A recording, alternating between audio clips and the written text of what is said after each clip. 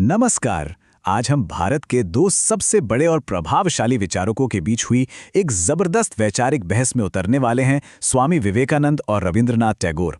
ये एक ऐसी बहस है जो भले ही एक सदी पहले शुरू हुई थी, लेकिन आज भी उतनी ही जरूरी है। तो वो कौन सा बड़ा सवाल था जिसने इन दो महान हस्तियों को सोचने पर मजबूर कर दिया? सवाल था, आखिर एक राष्ट्र होता क्या है? क्या ये एक आध्यात्मिक, एक पवित्र बंधन है जो लोगों को एक साथ जोड़ता है, या फिर एक ऐसा खतरनाक जाल है जो हमारी असली आजादी को ही छीन लेता है? तो हमारी इस कहानी के दो मुख्य किरदार हैं। एक तरफ है स्वामी विवेकानंद, जो एक ऐसे भारत का सपना देखते थे जो अपनी आध्यात्मिक शक्ति से जागे, और दूसरी तरफ हैं रविंद्रनाथ टैगोर, जिन्हें यह डर था कि राष्ट्रवाद कहीं इंसानियत की आत्मा को ही कैद न कर ले। दो महान दिमाग और दो बिल्कुल अलग रास्ते। तो चलिए, सबसे पहले स्वामी विवेकानंद के नजरिए को समझते हैं। आखिर वो भारत को किस रूप में देख रहे थे? विवेकानंद के विचारों की जो जड़ है वो उनके नव वेदांत दर्शन में मिलती है। अब इसे आसान भाषा में समझें तो उनका मानना था कि ईश्वर ही एकमात्र सच है, और ये जो दुनिया हमें दिखती है ये असल में उतनी सच्ची नहीं है। और हमारे जीवन का असली मकसद है ज्ञान और सेवा के जरिए अपनी आत्मा को उस परम शक्ति यानी परमात्मा में मिला देना। अब देखिए, इस सोच के तीन बहुत ही खास पहलू थे। पहला ये कि ईश्वर और हर इंसान एक ही हैं, और यही बात हमें पूरी दुनिया से जोड़ती है। दूसरा, अगर आप इंसानियत की निस्वार्थ सेवा करते हैं तो वही ईश्वर की सबसे बड़ी सेवा है। और तीसरा, सभी धर्मों के प्रति सहिष्णुता, उनका सम्मान करना, क्योंकि हर धर्म आखिरकार एक ही मंजिल तक पहुंचने का अलग रास्ता है। तो विवेकानंद ने इस गहरी फिलॉसफी को देश की तरक्की के लिए कैसे इस्तेमाल किया?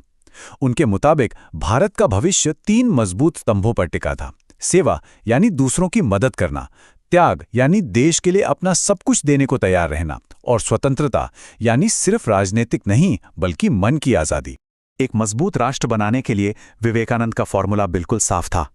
उनका मानना था कि भारत की इतनी सारी विविधताओं में एकता को खोजना होगा, जातिवाद जैसी सामाजिक बुराइयों को जड़ से मिटाना होगा, हर धर्म की अच्छी बातों को समझना होगा, और सबसे जरूरी, देश के युवाओं को समाज सेवा के लिए प्रेरित करना होगा। और विवेकानंद का ये संदेश, उठो जागो, उनकी पूरी सोच का निचोड़ है। ये सिर्फ एक नारा नहीं था, बल्कि पूरे देश के लिए एक आवाज थी कि वो अपनी अंदरूनी ताकत को पहचाने और एक महान भारत बनाने के लिए उठ खड़े हो। लेकिन अब कहानी में एक नया मोड़ आता है। चलिए सिक्के का दूसरा पहलू देखते हैं और मिलते हैं रविंद्रनाथ टैगोर से, जिनका नजरिया विवेकानंद से बिल्कुल अलग था। उनके लिए राष्ट्रवाद कोई अच्छी चीज नहीं, बल्कि एक बहुत बड़ा खतरा था। टैगोर की सबसे बड़ी चिंता ये थी कि राष्ट्रवाद यानी नेशनलिज्म भारत की अपनी सोच नहीं है, बल्कि ये पश्चिम से आई एक तरह की बीमारी है।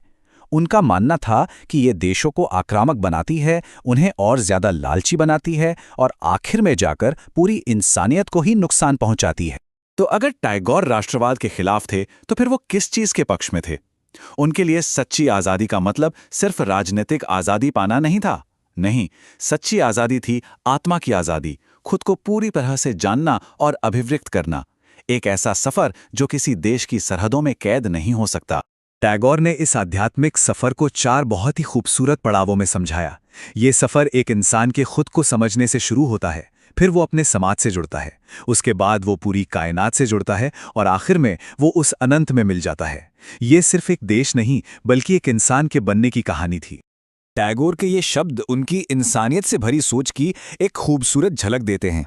ये उम्मीद की बात करते हैं, एक ऐसी उम्मीद जो किसी एक देश की सीमाओं से कहीं ज्यादा बड़ी, कहीं ज्यादा ऊंची है। तो चलिए अब इन दोनों बिल्कुल अलग दृष्टिकोणों को एक साथ आमने सामने रखकर देखते हैं। ये भारत के भविष्य को लेकर दो महान दिमागों की एक जबरदस्त टक्कर थी। इस बहस के केंद्र में दो ताकतवर विचार आपस में टकरा रहे थे। एक तरफ था विवेकानंद का आध्यात्मिक राष्ट्रवाद, जो देश को एक पवित्र शरीर की तरह देखता था, और दूसरी तरफ था टैगोर का सार्वभौमिक मानवतावाद, जो ये मानता था कि देश की सीमाएं इंसान की अनंत संभावनाओं को कैद कर लेती हैं। तो देखिए, विवेकानंद के लिए राष्ट्र की रीढ़ की हड्डी धर्म था, जबकि टैगोर इसे आजादी के रास्ते की रुकावट मानते थे। विवेकानंद एक मजबूत और आत्मविश्वासी भारत बनाना चाहते थे, जो अपने आध्यात्मिक ज्ञान से दुनिया को रास्ता दिखाए।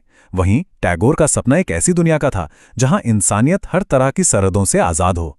तो चलिए अब इस पूरे विश्लेषण के आखिर में इस ऐतिहासिक बहस को आज के दुनिया से जोड़कर देखते हैं, क्योंकि ये सिर्फ इतिहास नहीं है, ये एक ऐसी बातचीत है जो आज अभी भी जारी है। एक सदी पहले की ये बहस आज भी हमारे चारों ओर गूंज रही है।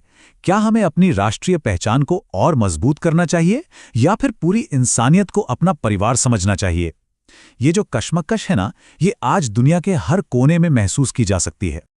और अंत में एक सवाल हम सबके सोचने के लिए, आज की इस उलझी हुई दुनिया में हमें किसकी आवाज की ज्यादा जरूरत है? एक ऐसे पैगंबर की जो हमें राष्ट्रीय एकता का पाठ पढ़ाए, या एक ऐसे कवि की जो हमें पूरी इंसानियत से जोड़ दे? शायद इसका जवाब इन दोनों के बीच एक सही संतुलन बनाने में ही छुपा हो। एक ऐसा सवाल जिस पर सोचना बहुत जरूरी है।